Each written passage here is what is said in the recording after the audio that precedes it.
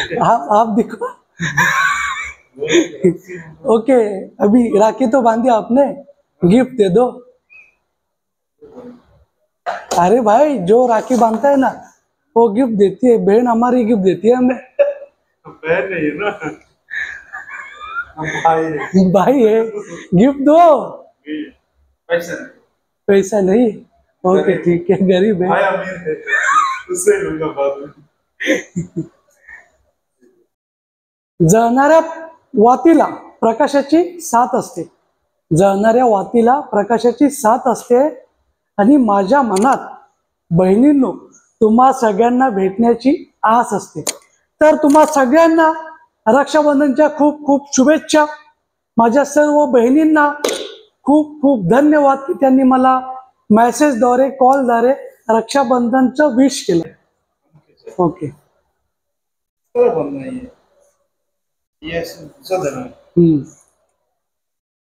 रक्षाबंधन चाललंय मित्रांनो।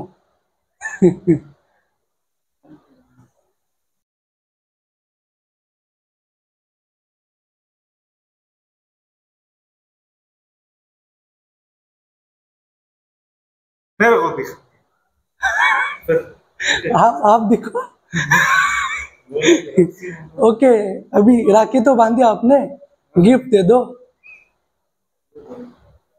अरे भाई, जो राखी बांधता है ना वो गिफ्ट देती है, बहन हमारी गिफ्ट देती है हमें।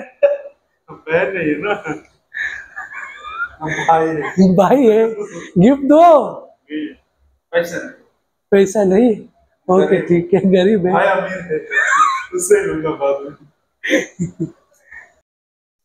राम राम मंडळी, कशात? मजेत आहात ना? मजेत असायलाच हवं। तर तुमचा भाऊ रवी एरंडे घेऊन आलाय भन्नाट व्हिडिओ। तर तुम्हाला कळलं असेल की आजचा व्हिडिओ कसा आहे। होय, आपण आज व्हिडिओ बनवतोय स्पेशल रक्षाबंधनवरती। रक्षाबंधन, आता तुम्ही बोलाल की अरे तू तर गेले 2 वर्ष झाली दुबईलास। तर होय, गेली मी 2 वर्ष झाले दुबईला, आणि 3रं वर्ष रनिंग आहे। आणि गेली 3 वर्ष झाले आपल्याला रक्षाबंधन हा सण साजरा करायला मिळालेला नाहीये। आता हे फक्त माझ्यासोबतच असं होते असं नाही, असे भरपूर आहेत जे घरच्यांपासून बाहेर राहतात, आउट ऑफ द कंट्री असेल किंवा जे कामानिमित्त बाहेर येतात, त्या सगळ्यांना ह्या गोष्टी मिस कराव्या लागतात। मी सुद्धा मिस करतो कधी कधी। मला असं वाटतं की मला सुद्धा रक्षाबंधन हा आपल्या बहिणीने राखी बांधायला सेलिब्रेट केला पाहिजे। तर मंडळी, आता मी ज्यांच्याकडून राखी बांधून घेतली ते आपले मित्र होते बांगलादेशच्या। तर तुम्ही पाहिलं असेल की रक्षाबंधन मी कशा प्रकारे सेलिब्रेट केलं। आता तुम्ही थंबनेलला पाहिलं असेल की मी मोठमोठ्याला राख्या वगैरे बांधले, तर तसं काही नाहीये, एक सिंगल राखी आहे, पाहू शकता। ही राखी मला माझ्या बहिणीने दिली होती वर्षाने। मी ज्यावेळेस सुट्टीवरती आलो होतो मे मध्ये, तर मी येणार त्याच्या 1 आठवडा आधी मी त्यांच्याकडे गेलो होतो। तर तिने त्यावेळेस माझं रक्षाबंधन, नाही का आपण बोलतो ऍडव्हान्स रक्षाबंधन बोललं तरी चालेल, ते तिने सेलिब्रेट केलं होतं त्यावेळेस। त्याचे फोटो पाहू शकता तुम्ही एक कोपऱ्यावरती। म्हणजे तिला वाटलं की आता जाईल। आता ऑलरेडी झालं होतं काय, आम्ही 2 वर्ष झाली रक्षाबंधनला मी अवेलेबल नसायचो, आणि 3रं वर्ष होतं। तर तिला वाटलं की यावेळेस अवेलेबल नसेल तर याला आधीच राखी बांधू आणि जाऊ देऊ। म्हणजे हे असते बहिणींचं प्रेम। मग सगळ्यांच्या कानावरती गोष्ट आलीच असेल की कोलकातामध्ये जे प्रकरण घडलं, अतिशय वाईट प्रकरण घडलं। म्हणजे असा कसा कोणी विचार करू शकतो या? म्हणजे त्या डॉक्टर ताईने काय विचार केला असेल, रात्रीचं जेवण करून ती विश्राम करण्यासाठी गेली, आणि तो तिचा विश्राम कायमचा, म्हणजे त्याच्यानंतर ती परत कधी आलीच नाही, असा एवढा। आणि आपण किती खालच्या पातळीला जाऊ शकतो, किती खालच्या पातळीला। ह्या कारणासाठी रक्षाबंधन दिवशी तुम्ही स्वतःला एक ठरवा की मी माझी असलेली बहीण, किंवा जसं आपण आपल्या बहिणीकडे ज्या नजरेने बघतो ना, त्या नजरेने आपण इतर मुलींकडे सुद्धा आपण पाहिलं पाहिजे। त्यावेळेस खऱ्या अर्थाने ह्या ज्या गोष्टी घडतात ना, त्या होणार नाहीत। मग ते कॅन्डल घेऊन फिरण्याची वेळ ही येणार नाही।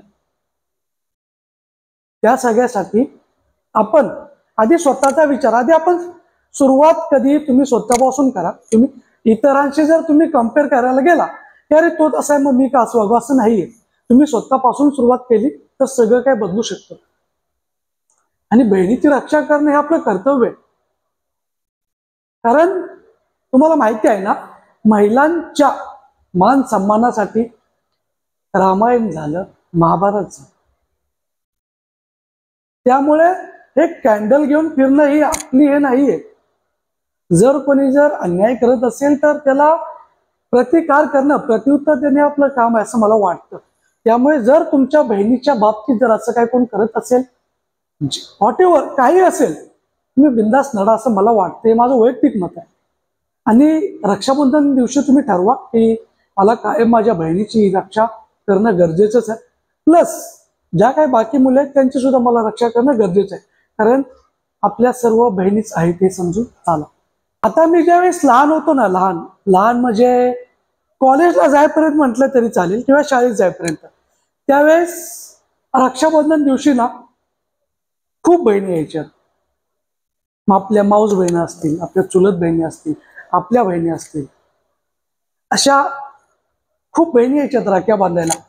त्यावेळेस वाटायचं अरे किती कंटाळवाणं आहे, म्हणजे असं व्हायचं त्यावेळेस. कारण पूर्ण दिवसभर हातात असा इथून इथपर्यंत हात अक्षरशः भरलेला असायचा राखीने. कारण त्यावेळेस तेवढ्या राख्या यायच्या मला, यायच्या त्यावेळेस. परंतु त्यावेळेस त्या राखींची, त्या बहिणींची बोलू शकतो आपण की कदर नसायची आपल्याला.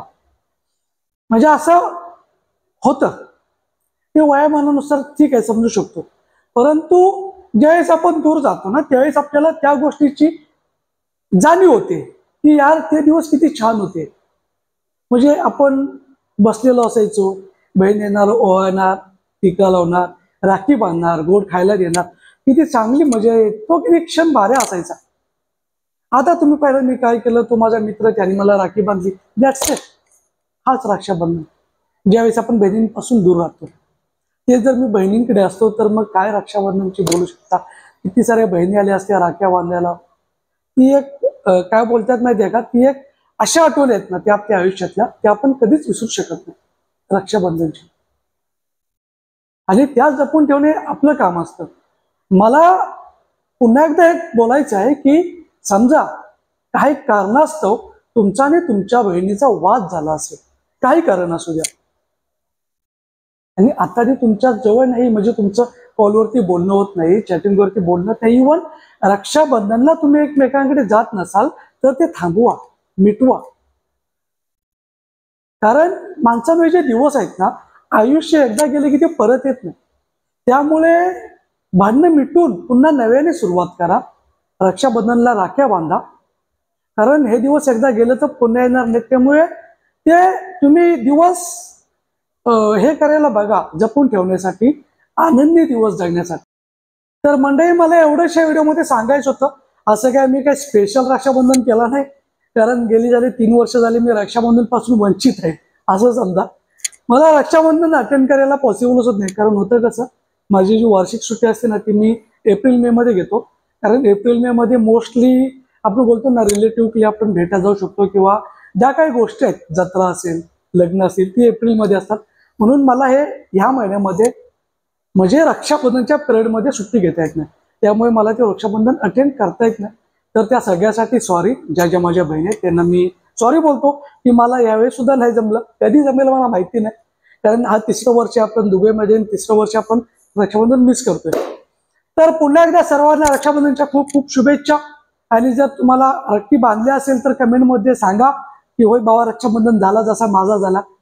तर व्हिडिओ आवडला असेल व्हिडिओ लाईक करा, शेअर करा, चॅनल सबस्क्राईब करा. भेटू अशाच एका व्हिडिओत. तोपर्यंत tata bye bye, see you.